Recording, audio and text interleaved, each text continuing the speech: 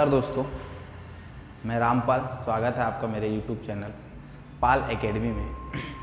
तो जैसे कि थंबनेल में आपने देख लिया होगा कि आज हम लोग थोड़ा सा डिस्कस करेंगे, थोड़ा सा ब्रीफ करेंगे। जो एक एजेंसी बना है नेशनल रिक्रूटमेंट एजेंसी, और ये एजेंसी क्या करेगी, CET मतलब कॉमन एलिजिबिलिटी टेस्ट लेगी। ठीक है, तो इसको हम लोग थोड़ा सा डिटेल में आज समझने की कोशिश करेंगे। वैसे बहुत सारे लोगों ने तो इसको अपने अपने तरीके से समझाया है और समझाने का कोशिश किया है। आज मैं भी सोच रहा था कि एक छोटा सा वीडियो इसके ऊपर बना दूं और आपका जितने भी कन्फ्यूज़न है आज बिल्कुल ख़त्म हो जाएंगे। ठीक है, क्योंकि अभी भी कुछ कन्फ्यूज़न है। सर NTPC जो हुआ है, अभी आने वाला है, फॉर्म भरे हैं, उसका क्या होगा, उसमें CET होगा या फिर पहले जैसा ही टेस्ट होगा। तो ये बहुत सारे लोगों का ये इसमें डाउट देखने को मिल रहा है, समझ रहे ना। तो अब हम लोग आज डिस्कस कर लेते हैं CET के बारे में। अच्छा, CET से डिस्कस करने से पहले थोड़ा सा मैं बता दूं कि हमारा जो वीडियो आज सोमवार है, सोमवार को आने वाला था लेकिन सोमवार को नहीं आ पाएगा। कल 12 बजे आपको ट्यूसडे को 12 बजे, ठीक है, ट्यूसडे 12 बजे दिन में, ट्यूसडे 12 बजे दिन में आएगा। और ये वीडियो आएगी आपकी बायोलॉजी की। बायोलॉजी का ये बेसिक क्लास है ना। बायोलॉजी हमें पढ़ना क्या है बायोलॉजी में, मैं इसके बारे में बताया हूँ। क्लास है करीब 30-40 मिनट की ये वीडियो होगी। और बायोलॉजी में पढ़ना क्या है ये मैंने बताया है, हमने स्टार्ट कर दिया है बायोलॉजी। और इसके अंतर्गत हमें क्या पढ़ना है, एक शुरुआत कैसी होगी, उसमें मैंने बताया है कि भाई जो सेल कैसे आया है ना, कैसे सेल हमें मिला, और आपका एक ऑक्सीजन कैसे आया, पृथ्वी पर ऑक्सीजन कैसे आया, तो इस बारे में मैंने बताया है। बाकी डिटेल आपको वीडियो में मिल जाएगी। ठीक है, और फिर वेडनेसडे को 12 बजे दिन में नंबर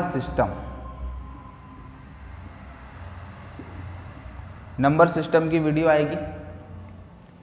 ठीक है, दिन में 12 बजे नंबर सिस्टम की वीडियो आएगी। नंबर सिस्टम आपको पढ़ना है, नंबर सिस्टम का वो भी एक तरह से आप मान सकते हैं बेसिक वीडियो है। उसमें मैंने क्वेश्चन एक भी नहीं कराए हैं, लेकिन कितने टाइप के नंबर होते हैं ये सब समझाने का आपको इसमें कोशिश किया। ठीक है, अब इसके बाद ये तो हो गया, ये हो गया। कल की बात, कल से वीडियो आनी स्टार्ट हो जाएगी आपकी, है ना। जिन किसी ने भी चैनल को सब्सक्राइब नहीं किया है, मेरे पाल एकेडमी चैनल को, उसको आप सब्सक्राइब कर लीजिए। और साथ ही अगर आधार गुरु को भी किसी ने सब्सक्राइब नहीं किया है तो उसे भी सब्सक्राइब कर लीजिए, ताकि 12 बजे आपको नोटिस पहुंच पाए कल, है ना। चलिए आगे देखते हैं। बायोलॉजी में मैंने थोड़ा अलग कुछ करने का कोशिश किया है ना, अलग तरीके से समझाने का कोशिश किया है। क्योंकि क्लास में अगर मैं होता था तो समझाने का तरीका अलग था, मैं समझाता भी था और प्लस उसमें लिखवा करके डेली उनसे याद भी करवाता था। तो अब तो है नहीं कोई स्टूडेंट, तो इसलिए क्या किया गया है कि अब उसमें थोड़ा अलग तरीके का यूज़ किया है। वो आप देखेंगे तो समझ जाएंगे, है ना, और आपको समझ भी आएगा बिल्कुल अच्छे से। चलिए अब आ जाते हैं हम अपने टॉपिक पर, है ना। एक सरकार ने एक नेशनल रिक्रूटमेंट एजेंसी, ठीक है, ये एजेंसी बनाया है, पारित हो गया है हमारे कैबिनेट से। और नेशनल रिक्रूटमेंट एजेंसी राष्ट्रीय भर्ती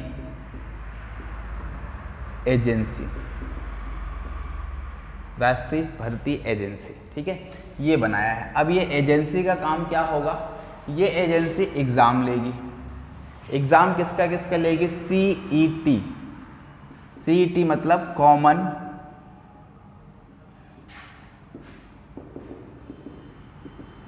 एलिजिबिलिटी टेस्ट लेगी। अब चूंकि इसमें कॉमन एलिजिबिलिटी टेस्ट का मतलब क्या होगा, ये टेस्ट किसका किसका लेगी, SSC संस्था, IBPS जो बैंकों का रिक्रूटमेंट, बैंक के एम्प्लॉय का रिक्रूटमेंट करती है, और एक रेलवे, जो ये तीन बड़ी बड़ी जो एजेंसियां हैं, तीन बड़ी बड़ी संस्थाएं हैं रिक्रूटमेंट की, इसका भर्ती की परीक्षा वो लेगी। और ये किसकी परीक्षा लेगी? इन तीनों की प्री एग्ज़ाम लेगी। प्रीलिमिनरी जो एग्ज़ाम होती है, प्रारंभिक परीक्षा, उसकी एग्ज़ाम लेगी। अब ये होगा क्या इसके अंतर्गत आप समझिए। जैसे कि मैं अगर बोलूँ एसएससी, आईबीपीएस और रेलवे तीनों को लेगी। अब ये तीनों में जो वैकेंसी आती है वो 10th बेस से भी आती है, 12th बेस से भी आती है और ग्रेजुएशन बेस से भी इसकी वैकेंसी निकलती है ना। तो 10th अगर वैकेंसी निकल रहा है, मान लेते हैं कि 10th से बहुत सारी वैकेंसियाँ होती हैं। जैसे कि रेलवे में अगर वैकेंसी होगी तो ग्रुप डी की वैकेंसी होगी। एसएससी में एमटीएस की वैकेंसी होती है ना, एमटीएस, या लोअर डिवीज़न क्लर्क की वैकेंसी होती है, एलडीसी की वैकेंसी। अब क्या होता था कि मान लीजिए आप साल भर में ये तीनों फॉर्म भरे हुए हैं, है ना, तीनों फॉर्म भरते थे। सेम ऐसे ही 12th में क्या होगा? 12th में एसएससी सीएचएसएल का एग्ज़ाम होता है, कंबाइंड हायर सेकेंडरी लेवल का। उसके बाद फिर आप रेलवे की बात करेंगे तो रेलवे में टीसी और टीटीई का एग्ज़ाम होता था 12th बेस से, है ना, टिकट चेक करने वाला और ट्रेन टिकट एग्जामिनर, ये दोनों थे, है ना, टिकट क्लर्क। और क्या होता था,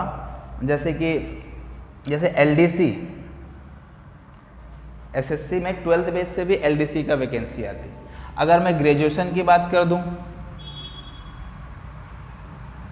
ग्रेजुएशन की बात अगर मैं कर दूं तो कौन कौन सा एग्ज़ाम होता था? जैसे एसएससी में एग्ज़ाम होता था एसएससी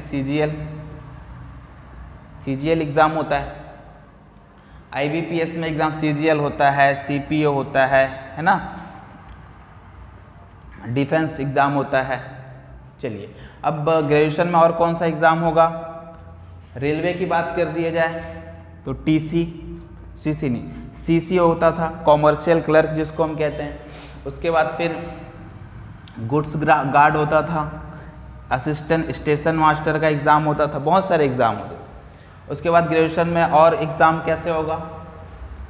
आईबीपीएस का exam, IBPS PO, IBPS clerk, IBPS PO और क्लर्क, ये एग्ज़ाम होते थे, है कि नहीं। तो ये मोटा मोटा एग्ज़ाम होता था। और क्या होता था कि अगर आप एग्ज़ाम में देखो, ग्रुप डी का भी फॉर्म भरे हो, एमटीएस और एलडीसी का फॉर्म भरे हो, तो आपका ये जो एग्ज़ाम है अलग अलग जगह पर होगा, तीनों का एक ही साल में अलग अलग जगह पर होता था, अलग अलग टाइम पे होता था, अलग अलग लेवल का एग्ज़ाम होता था, ठीक है, और अलग अलग एग्ज़ाम सेंटर्स में होता था, ठीक है। लेकिन अब इसी एग्ज़ाम को क्या कर दिया गया है कि एक बच्चा जो है एक ही एग्ज़ाम देगा। कौन सा एग्ज़ाम देगा? CET, common eligibility test. इसका भी एग्ज़ाम होगा सीईटी, इसका लेवल और इसका लेवल अलग होगा क्योंकि ये 10th का है और ये 12th का है। 10th वाला 10th के हिसाब से होगा, 12th वाला 12th के हिसाब से होगा। समझ पा रहे हैं ना। तो ये सीईटी अब होना क्या है, सीईटी में मान लीजिए आपने 70 नंबर ला लिया, सीईटी में मतलब आपने 70 नंबर ला लिया, तो ये 70 नंबर इन तीनों पोस्ट के लिए आपके लिए मेरिट बनेगा। समझ में आ रहा है ना। जैसे कि इन तीनों पोस्ट का प्री का मेरिट जब बनता है, जब उसको मेंस में भेजा जाएगा या फिर टियर 2 में भेजा जाएगा, तो इसी नंबर के बेस पे भेजा जाएगा। ये नंबर कब तक वैलिड रहेगा? कहा गया है कि भाई 3 साल तक, 3 साल तक वैलिड होगा ये नंबर, ठीक है। अब मान लो कि आज आपने ये एग्ज़ाम दिया, इसके बाद 6 महीने बाद फिर से सीईटी होगा। अब 6 महीने के बाद सीईटी में आपने 68 नंबर लाया, 2 नंबर कम हो गया, तो इन दोनों में से कौन सा नंबर जो है आपका काउंट किया जाएगा? ज़्यादा वाला नंबर काउंट किया जाएगा, ये वाला काउंट नहीं होगा। समझ रहे हैं बात को। फिर 6 महीने बाद, अब फिर 6 महीने बाद क्या होगा? इस 70 से आपका 72 नंबर आ गया, तो अब कौन सा काउंट होगा? ये वाला। मतलब हमेशा याद रखना है कि सीईटी में जो सबसे ज़्यादा स्कोर होगा आपका, वही स्कोर काउंट होगा जो भी आने वाले पर्टिकुलर पोस्ट के लिए, ठीक है।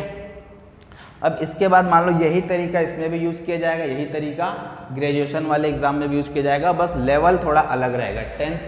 10th लेवल का टाइप जैसा पेपर आएगा, है ना, 12th लेवल के जैसे पेपर आएगा, जैसे हम लोग देते थे। ठीक है, अब याद रखिएगा कि ये जो CET है ये टेक्निकल एग्जाम्स में लागू नहीं होगा। टेक्निकल एग्जाम्स में CET अभी इसका कंडक्ट नहीं कराएगी, है ना। 3 साल के लिए आपका वैलिड रहेगा ये नंबर, ठीक है। और इस CET में एज रिलैक्सेशन नहीं दिया गया है, एज रिलैक्सेशन नहीं दिया गया है, एज रिलैक्सेशन नहीं दिया। क्यों नहीं दिया गया? क्योंकि मान लो कि आज आपका 2020 में एज खत्म होने वाला है, आपका एज खत्म होने वाला है 2020 में, है कि नहीं। तो अब आप 2020 में जो CET दोगे, CET आप जो दोगे तो ये क्या होगा, ये 3 साल तक तो वैलिड रहेगा ना, 3 साल तक वैलिड रहेगा, है कि नहीं। अब 3 साल तक वैलिड रहेगा तो इसका मतलब ऑटोमेटिकली आपको 3 साल मिल गया, बस आप एग्जाम नहीं दे पाओगे, है ना। तो लास्ट वाले में अच्छा नंबर लाओगे तो इसके एग्जाम देने की जरूरत नहीं पड़ेगी, क्योंकि 3 साल तक आपका वैलिड है। इसीलिए इसमें एज रिलैक्सेशन नहीं दिया, मतलब जनरल कैटेगरी वालों को भी एक तरह से 3 साल का एज रिलैक्सेशन मिल जाएगा, लेकिन वो काम का कोई नहीं रहेगा। बात समझ रहे हैं ना, ठीक है। इतना समझ आ गया होगा कि 10th 12th ग्रेजुएशन का तीनों का अलग लेवल का एग्जाम होगा, है ना। इस तरह का पूरा स्ट्रक्चर मैंने बता दिया है, मोटा मोटा जो पोस्ट होता है वो मैंने आपको बता दिया हुआ है। अब आगे जो देखते हैं कि क्या हमने जो अभी फॉर्म भरा है, मतलब जो हमने NTPC का फॉर्म भरा हुआ है, ठीक है, क्या ये CET के थ्रू होगा? तो ये नहीं होगा, ये आपका नॉर्मल तरीके से एग्जाम होगा, CET इसमें नहीं लगेगा। क्योंकि देखो CET जो लागू होगा वो ऐसा कहा जा रहा है कि 2021 से लागू होगा, लेकिन 2021 से पहले जितने भी फॉर्म भराए गए हैं वो लागू, वो CET से नहीं होगा, ऐसा कहा जा रहा है, ठीक है। तो इतना समझ गए होगे आप। ये बहुत ज़्यादा कन्फ्यूज़न था लोगों को, इसके NTPC ही नहीं, इसके अलावा जितने भी एग्ज़ाम हैं जो आपने 2020 में भरे हैं या उससे पहले फॉर्म आया था, भर दिए था आपने, तो वो जो है वो CET से इसका एग्जामिनेशन नहीं होगा, वो जैसा नोटिफिकेशन में लिखा था वैसा ही एग्जामिन होगा, ठीक है। इसमें एज रिलैक्सेशन नहीं दिया गया है ना। चलिए, तो ये था NRA और CET, ठीक है। NRA इसके हर ज़िले में एक एक सेंटर बनाए जाएंगे, और जो NRA का जो हेडक्वार्टर होगा वो दिल्ली में होगा, ऐसा कहा गया है ना। जो नोटिफिकेशन निकाला है, NRA का हेडक्वार्टर जो होगा वो दिल्ली में आपको बनाया जाएगा हेडक्वार्टर। चलिए, अब इसके आगे तो कुछ मेरे ख्याल से लगभग सभी लोगों को क्लियर हो गया होगा, और इतना ही है, और कुछ आपको घबराने की ज़रूरत नहीं है। दूसरी, अच्छा एक चीज़ और है कि सिलेबस, तो मैं बता दूं कि सिलेबस लगभग 95% सिलेबस सेम होगा। जो आज आप एग्ज़ाम देते हैं और जो CET का एग्ज़ाम होने वाला है, वो दोनों का सिलेबस लगभग 90% सेम होगा, 5% इधर उधर हो सकता है। तो आपको ये घबराना नहीं है कि मेरा पूरा तैयारी इतने दिन से मैं 4 साल या 2 साल या 1 साल से तैयारी कर रहा था तो वो वेस्ट हो गया। बिल्कुल वेस्ट नहीं हुआ, 95% सिलेबस सेम रहेगा। उसके बाद जो बैंक के एग्ज़ाम होते थे, इस बैंक में एडवांस मैथमेटिक्स नहीं आता था, है कि नहीं। तो हो सकता है इसमें एडवांस अब ऐड कर दे, बैंक में IBPS में ऐड हो जाए प्री में, या हो सकता है कि SSC, CGL और CHSL इसमें एडवांस आता था, है ना, इसमें एडवांस आता था। तो हो सकता है कि प्री एग्जाम है, इस वजह से इसमें से एडवांस हटा दिया जाए, ऐसा हो सकता है। तो यही सब है, 5% के अंतर्गत यही सब चेंज होने की संभावना है, अदरवाइज और कुछ चेंज होने की संभावना नहीं दिख रही है, ठीक है ना। और अभी ये इम्प्लीमेंट होगा तब पता चलेगा। देखिए ये क्या है कि एक समझ लीजिए कि पैक करके आपको दिया हुआ एक डब्बा है। अब उस गिफ्ट के अंदर क्या है अभी हमें नहीं पता, है ना। एक बहुत अच्छा गिफ्ट पैक करके आपको दिया है सरकार ने कि भैया देखो, और आपको बहुत अच्छा लग रहा है, सभी इसके ऊपर अपना व्यू दे रहे हैं, सभी इसको अच्छा बता रहे हैं कि हाँ बिल्कुल अच्छा भी है। और अच्छा इसलिए है क्योंकि इसकी ज़रूरत थी, अभी एजुकेशन के मामले में रिफॉर्म करने की बहुत ज़्यादा ज़रूरत थी। तो सिलेबस समझ गया होगा हम लोग, लगभग इतना ही सिलेबस होने वाला है, उससे कम ज़्यादा कुछ नहीं होने वाला है। बिल्कुल चिंता मत करना कि सिलेबस क्या पूरा चेंज हो जाएगा क्या। ऐसे ही आपको जो न्यू एजुकेशन पॉलिसी आया है, न्यू एजुकेशन पॉलिसी, ये भी एक बहुत अच्छा गिफ्ट पैक करके आपको दिया गया है। न्यू एजुकेशन पॉलिसी को तो सब बहुत अच्छा बोल रहे हैं, है ना, लेकिन अभी उसके अंदर क्या है वो हमें नहीं पता। वो तभी पता चलेगा जब वो गिफ्ट का पैकेट खुलेगा। तो अभी वो गिफ्ट का पैकेट खुला नहीं है ना। तो गिफ्ट बहुत अच्छा पैक करके देते हैं हमारे मोदी जी, और सब उसकी तारीफ करते हैं। चलिए आगे बात करते हैं न्यू एजुकेशन। अब देखो यहाँ पर समस्या क्या थी एग्जामिनेशन की, थोड़ा सा मैं अपना व्यू आपको बता रहा हूँ कि समस्या थी कि एग्ज़ाम डिले, ठीक है। इसमें सस्पेंस क्या है मैं आपको ये बताता हूँ कि आगे क्या क्या बात होनी चाहिए थी, किस किस बात के लिए इसमें आपको खुलासा होना चाहिए था। एग्ज़ाम डिले ये बहुत बड़ी समस्या है आजकल के डेट की। आप देख ही रहोगे, चाहे एनटीपीसी हो, है ना, या ग्रुप डी का एग्ज़ाम हो, या ऑर्डिनेंस फैक्ट्री के लेबरर का एग्ज़ाम हो, ये सभी एग्ज़ाम क्या हो गए हैं, बहुत ज़्यादा डिले हो चुके हैं। आज तीसरा साल, दो साल तो कंप्लीट हो चुका है एनटीपीसी, है ना, अभी तक इसका प्री एग्ज़ाम नहीं हुआ है। चलिए इसका अब देखो एग्ज़ाम डिले, अब ये एग्ज़ाम डिले हो गया। अब एग्ज़ाम मान लो हो भी गया तो रिजल्ट डिले हो जाता है, समझ रहे हैं आप। रिजल्ट इसलिए डिले हो जाता है, कभी कभी रिजल्ट इसलिए डिले हो जाता है क्योंकि पेपर लीक जो है ये बहुत बड़ी समस्या है। ये पेपर लीक बहुत बड़ी समस्या है।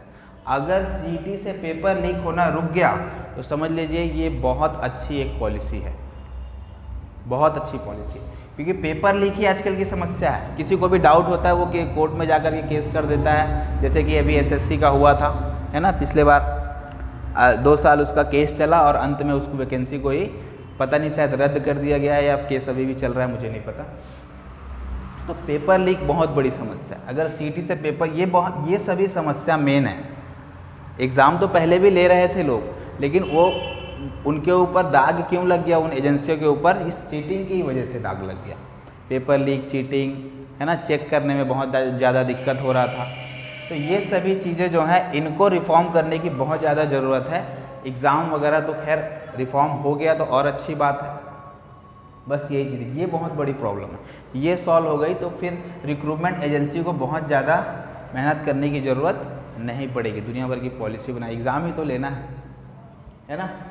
जब रेलवे एएलपी हो गया, चाहे ग्रुप डी हो गया, करोड़ों लोगों का एग्ज़ाम ले सकती है, तो उसमें इसका मतलब सक्षम तो है वो, लेकिन वो एग्ज़ाम डिलीट क्यों हो रहा था, कुछ लोग हड़ताल हो रहा था, कहीं कुछ ऐसा पता चल रहा था कि भाई पेपर जो है, जो एग्ज़ाम हॉल से जो स्क्रीनशॉट बाहर आ गई थी कंप्यूटर की, तो ये सभी दिक्कत है। दिक्कत यहाँ है, दिक्कत एग्ज़ाम लेने वालों में या एग्ज़ाम की एजेंसी में मुझे नहीं लगता कोई दिक्कत है। चलिए तो आज इतना ही रहने देते हैं, है ना। मैंने आपको बता दिया है कि कल मंगलवार को 12 बजे आप लोगों की वीडियो आ जाएंगी, बायोलॉजी की वीडियो है, कुछ उसमें अलग करने का कोशिश किया है, आपको याद जल्दी कराने का थोड़ा सा मेरा तरीका चेंज हो गया है ना, तो इसके ऊपर ध्यान दीजिएगा। और अच्छा एक बात और है कि जो मैंने कहा था कि डेली वीडियो आएंगे, तो एक दिन बायोलॉजी अल्टरनेट वीडियो आएगी,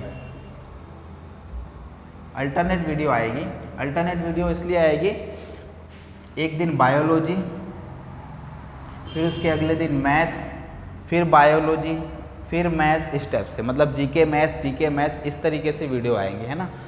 एक ही दिन में 2 वीडियो नहीं आ पाएंगी, क्योंकि मुझे ही रिकॉर्ड करना है, मुझे ही एडिटिंग करना है ना, जो करना है मुझे ही करना है, इसलिए। तो अब मिलते हैं कल 12 बजे, ठीक है। चलिए धन्यवाद।